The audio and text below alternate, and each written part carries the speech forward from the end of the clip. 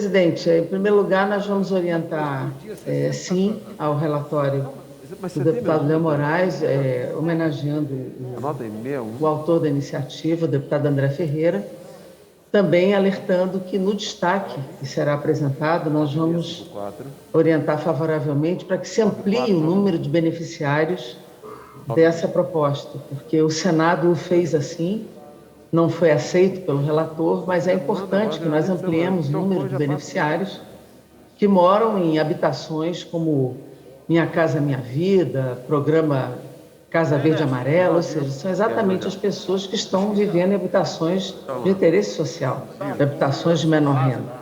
Então, nós apoiaremos a ampliação do número de beneficiários, que foi a proposta do Senado, não aceita pelo relator. Mas eu pedi o tempo da liderança da minoria, presidente, para pontuar duas questões no parlamento brasileiro. A primeira, para me somar às vozes, mais uma vez, como a sua, como a de Vossa Excelência, deputado Marcelo Ramos, que durante esses dias eu, Vossa Excelência e outros parlamentares nos levantamos contra as ameaças à democracia. Eu não consegui, neste plenário, esta semana, falar sobre isso, porque nós falamos de outros temas, como a reforma administrativa, reforma tributária, reforma eleitoral, mas é muito importante que nós não fechemos o plenário esta semana, as sessões, sem abordar esse tema. São ameaças frequentes à democracia que vêm pela voz deste governo, inclusive do presidente da República, que ameaça permanentemente a democracia e que, inclusive, ameaçam a não existência das eleições de 2022, tentando levantar bandeiras absolutamente inviáveis, não factíveis, e apontam manifestações no Brasil que, na minha opinião, não podem ser sérias, porque trabalhadores de setores econômicos,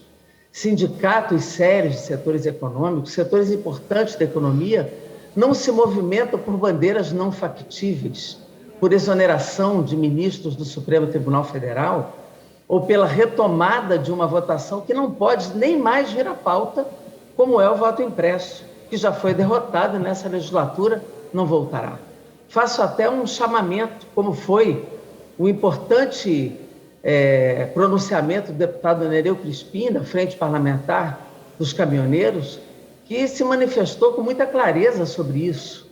né? Como também o agronegócio deve se manifestar, como também outros sindicatos devem se manifestar, e alguns já o fizeram,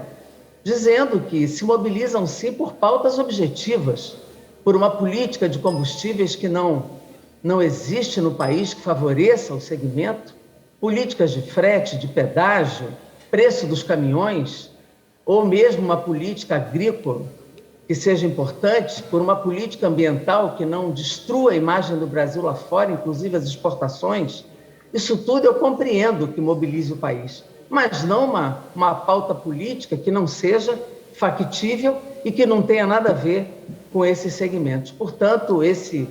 dia 7 de setembro tão falado, ele não é crível e, portanto, é uma bandeira apenas para unificar uma parcela cada vez mais decrescente que está em torno desse governo e que a pesquisa cada vez mais mostra a redução de popularidade. E não se ameaça a democracia sem consequências. Quem define se tem eleição ou não é o Congresso Nacional, é a Constituição brasileira, e não um punhado de gente que só pensa em golpe e em interrupção da democracia brasileira. Não é possível, isso é crime de responsabilidade. É bom que se avise ao presidente da República sobre isso, e nós não aceitaremos esse tipo de ameaça permanente às instituições, ao Supremo Tribunal Federal, ao TSE e ao Parlamento brasileiro, e principalmente ao povo brasileiro.